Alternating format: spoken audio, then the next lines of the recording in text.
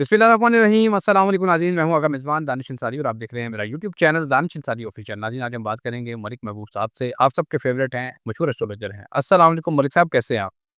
वालेकुम अस्सलाम, अल्लाह का करम है। आप बताएँ कैसे हैं दानिश भाई? अल्हम्दुलिल्लाह मलिक साहब, मैं भी ठीक हूँ। मलिक साहब, पाकिस्तान की कुछ पॉलिटिकल सिचुएशन के हवाले से बात कर लेते हैं। स्पीकर कौमी असम्बली या सादिक ने कहा है कि अगर डॉक्टर्स कहते हैं तो इमरान खान साहब को 1 महीने के लिए अस्पताल शिफ्ट कर देंगे। सर, वो ये कह रहे हैं कि अभी तक हमें डॉक्टर्स की तरफ से कोई हदायत नहीं आई कि खान साहब को हॉस्पिटल मुंतकिल किया जाए। तो सर, इस हवाले से बहुत ज़्यादा लोगों में तशवीश भी है, इबहम भी है और ऐसी सिचुएशन में ही आप जैसे लोगों की एक्सपर्ट्स की ज़रूरत पेश आती है, जो बताते हैं ज़ाहिर को देख के कि असल हकीकत क्या है। लोगों को बता दें कि आइंदा आने वाले दिनों में क्या हमें कुछ सरप्राइज़ मिल सकता है खान साहब की सेहत के हवाले से, तहरीक के हवाले से, पॉलिटिकल अनरेस्ट के हवाले से। हमें तमाम सिचुएशन जो है आइंदा आने वाले दिनों की बता दें।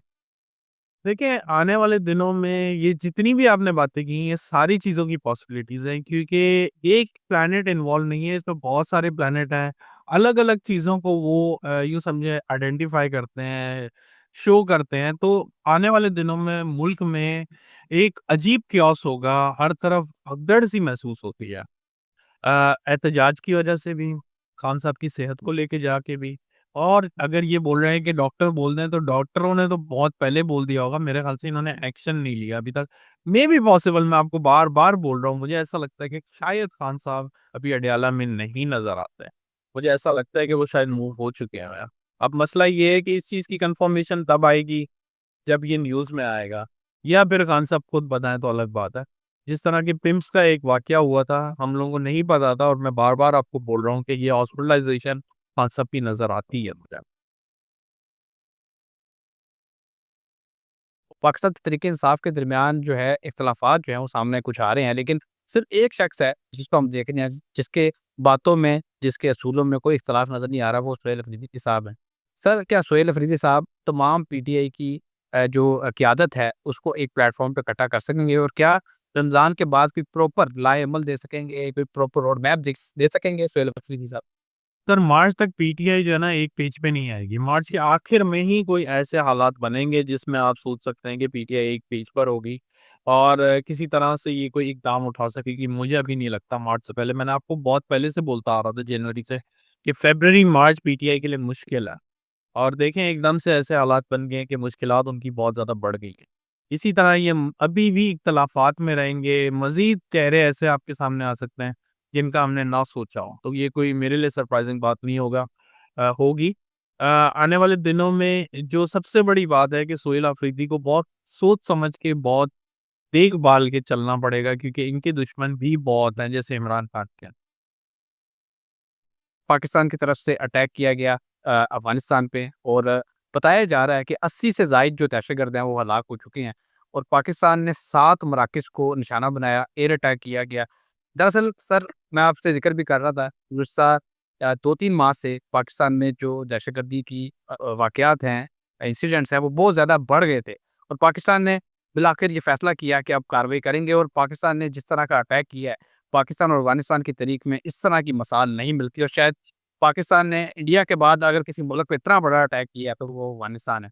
लेकिन सर, अ, अच्छा किया पाकिस्तान ने जवाब दिया है, पाकिस्तान के लिए ये जवाब देना ज़रूरी भी था क्योंकि यहाँ पे जो इंसिडेंट्स थे वो बहुत ज़्यादा बढ़ रहे थे। लेकिन सर, हर अमल का एक रद्द-ए-अमल होता है। मैं ये जानना चाहता हूँ, रमज़ान का महीना है, बड़ा पुरअमन महीना होता है, मुक़द्दस रहमतों वाला महीना होता है। खुदा ना ख़ास्ता पाकिस्तान के इस अटैक के बाद क्या ये वाक़यात अब बंद हो जाएँगे दहशतगर्दी के या खुदा न ख़ास्ता इनमें फिर से कोई शिद्दत आ सकती है? एस्ट्रोलॉजी क्या बता रही है इस खित्ते की सूरत-ए-हाल बताइएगा? जी, तो दानिश भाई बात ऐसी है कि मैं आपको 2 महीने से एक ही चीज़ की इंडिकेशन कर रहा था कि जैसे-जैसे हम फ़रवरी में दाखिल होंगे, तो आप याद रखिएगा ये चीज़ों में बहुत ज़्यादा इज़ाफ़ा होगा और मामलात बहुत ज़्यादा डिस्टर्ब नज़र भी आएँगे और मैं आपको वापस से कह रहा हूँ, अनफॉर्च्यूनेटली अल्लाह करे मैं गलत हूँ, अल्लाह करे मैं वाक़ई गलत हूँ। रमज़ान का महीना है, बरकतों का महीना है और अल्लाह करे पूरी दुनिया में अमन आए, लेकिन जो प्लैनेटरी पोज़ीशन है वो ऐसी नज़र नहीं आ रही है, अनफॉर्च्यूनेटली। ये सब चीज़ें कैलकुलेशन की हैं, गलत हो जाए तो बहुत अच्छी बात है क्योंकि मैं अच्छी प्रेडिक्शन नहीं दे रहा हूँ और मैं आपको मुँह से बोल रहा हूँ अल्लाह करे ना हो। लेकिन मुझे खुदा ना खास्ता फ़रवरी, मार्च में बहुत ज़्यादा दुनिया में खून-खराबा, जंगें, हादसात, कुदरती आफ़ात ये बढ़ते हुए नज़र आ रहे हैं। उसकी वजह बहुत सारी हैं। अभी हम एक इक्लिप्स से गुज़रे हैं। इस वक़्त हम जिस वक़्त मैं आपसे बात कर रहा हूँ, इस वक़्त सैटर्न नेपट्यून का कंजंक्शन जारी है।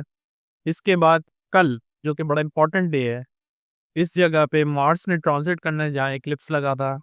फिर आगे 3 मार्च को लूनर इक्लिप्स है। तो ये जो बैक टू बैक इवेंट्स आ रहे हैं ट्रांज़िट के, ये अच्छे नहीं हैं। और अच्छे भी इसलिए नहीं है, होते रहते हैं। ऐसा कोई अनोखी बात नहीं है। ऐसी कोई बात नहीं है कि दुनिया में ऐसा नहीं हुआ, होते हैं। लेकिन इनकी जो फ्रीक्वेंसी होती है, जो प्लैनेट की ट्रांज़िट होती है, वो थोड़ी बेहतर होती है। ये सारे मेलेफिक जो प्लैनेट्स हैं, एक के बाद ट्रांज़िट कर रहे हैं और बहुत सेंसिटिव पॉइंट से कर रहे हैं। आपको एक मज़ेदार बात बताता हूँ, वो ये है कि जो डोनाल्ड ट्रंप है, वो लियो असेंडेंट है। लियो असेंडेंट से इस वक़्त केतु ट्रांज़िट कर रहा है और जो नेक्स्ट इक्लिप्स लगना है, वो भी लियो असेंडेंट पे लगने वाला है। और अभी जो है, जो उनके हॉरोस्कोप में देखे जाएँ, तो उनके 7वें घर में ये इक्लिप्स लगा है।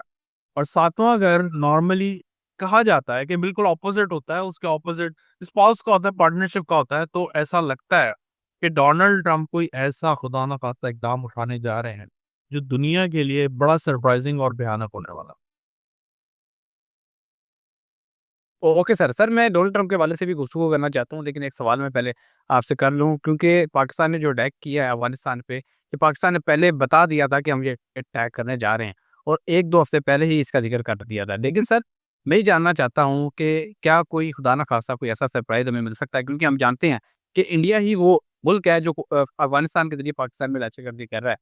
क्या इंडिया की तरफ से कोई शरारत की जा सकती है, जिसके जवाब में दोबारा से जो पहले पिछले साल जो इंडिया और पाकिस्तान की सिचुएशन थी, उस तरह बन जाए? क्योंकि आप बता रहे हैं कि सारी दुनिया में जंगें आपको नज़र आ रही हैं। तो आपको क्या दिखाई दे रहा है इंडिया और पाकिस्तान की सिचुएशन? सर, अगर आप मुझसे बोलें तो मैं आपको यही बात करूँगा, ये जो अफ़गानिस्तान है, ये इंडिया के बलबूते पे कर रहा है पीछे इंडिया ही, नो डाउट, लेकिन वो प्रॉक्सीज़ यूज़ कर रहा है अपनी। तो जो बोलते हैं डायरेक्ट कन्फ्रंटेशन, चांसेस हैं, चांसेस हैं। इसीलिए मैं कह रहा हूँ कि अल्लाह करे हम लोग अप्रैल तक गुज़ार लें इस टाइम। ये मुश्किल वक़्त है, ऐसे बहुत सारे सिनेरियो बनेंगे, कोई पता नहीं है, 1 आधे दिन के अंदर आपको बॉर्डर्स पे इंडिया के ये सुनाई दे दिया जाए कि इन्होंने फिर मस्ती शुरू कर दी है। मेरे लिए सरप्राइज़िंग नहीं है, डेफ़िनेटली इंडिया, पाकिस्तान ऐसी सिचुएशन से गुज़र रहे हैं कि मैंने आपको बताया था कि सितंबर में इंडिया एक मार्स की दशा में एंटर हुआ है और ये 7 साल के लिए। और 7 साल के लिए इंडिया इंटरनल और एक्सटर्नल हर लेवल पे लड़ता हुआ ही नज़र आएगा। Okay sir. अच्छा सर, डोनाल्ड ट्रंप का आप ज़िक्र कर रहे थे, डोनाल्ड ट्रंप से मुतालिक एक खबर सामने आई है, उन्होंने मायूसी का इज़हार किया है।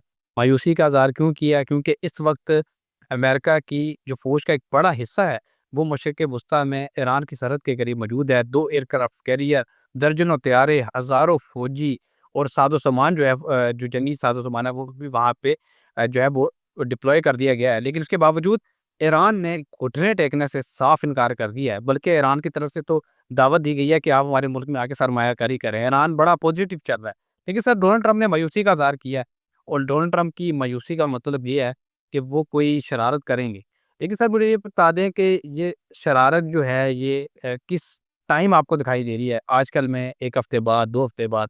वो टाइम पीरियड क्या होगा शरारत का? ये बताएँ। सर, आपके पास इस वक़्त क्या टाइम हो रहा है? 12 बज गए हैं, 23 तारीख शुरू हो गई है बिल्कुल। और काउंटडाउन शुरू हो गया। काउंटडाउन शुरू हो गया सर। यहाँ से लेके आप 4 मार्च तक अपने जो है ना, अ, अल्लाह करे ऐसा ना सुनाई दिया जाए, लेकिन आपको महसूस होगा कि दुनिया में बहुत कुछ हो गया। मैं आपको सिर्फ़ 4 मार्च तक की बात कर रहा हूँ, यहाँ से लेके तकरीबन 5 दिन या फ़रवरी के हैं, 4 दिन आगे हैं। तकरीबन 9 दिनों के अंदर बहुत कुछ बदल सकता है। अल्लाह करे ऐसा ना हो, 9 दिनों के अंदर बहुत कुछ बदलने जाएगा। Okay sir. अच्छा सर, एक और सरप्राइज़िंग चीज़ हुई है आज और आज ही की तारीख में मेरे सामने खबर सामने आई है। वो ये बताया है कि अमेरिकी सीक्रेट सर्विस ने फ्लोरिडा में सदर ट्रंप की रिहाइशगाह के करीब एक शख्स को हलाक किया है, जो कि डोनाल्ड ट्रंप को जो है वो कत्ल करने की साजिश के तहत वो उनके घर में दाखिल होने की कोशिश कर रहा था, लेकिन सीक्रेट सर्विस ने बर वक़्त कार्रवाई करते हुए उसको पकड़ लिया। सर, डोनाल्ड ट्रंप वो शख्सियत है अमरीकी तारीख में जो कातिलाना कार्रवाई में बच गए, वरना कई सदूर जो हैं अमेरिका की हिस्ट्री में, वो इसमें हलाक हो चुके हैं। सर, डोनाल्ड ट्रंप के ज़ायचे के हवाले से भी आपने अभी कुछ बातें की कि एक रिस्क का भी ज़िक्र किया। तो डोनाल्ड ट्रंप के हवाले से बताएँ कि उनकी जान को कोई खतरा तो नहीं है? कोई कोई अमेरिकी सियासत में कोई बड़ी तब्दीली तो नहीं दिखाई देती है आपको आइंदा दिनों में? देखिए, आइंदा दिनों नहीं, आइंदा महीनों में डेफ़िनेटली नज़र आती है और देखिए मैंने आपको बहुत से व्लॉग में बताया कि मैं ज़िंदगी मौत का तयन नहीं करता हूँ। डेफ़िनेटली ऐसी जो पर्सनैलिटीज़ होती हैं, इनको हर वक़्त लाइफ़ थ्रेटनिंग सिचुएशन बनी रहती है और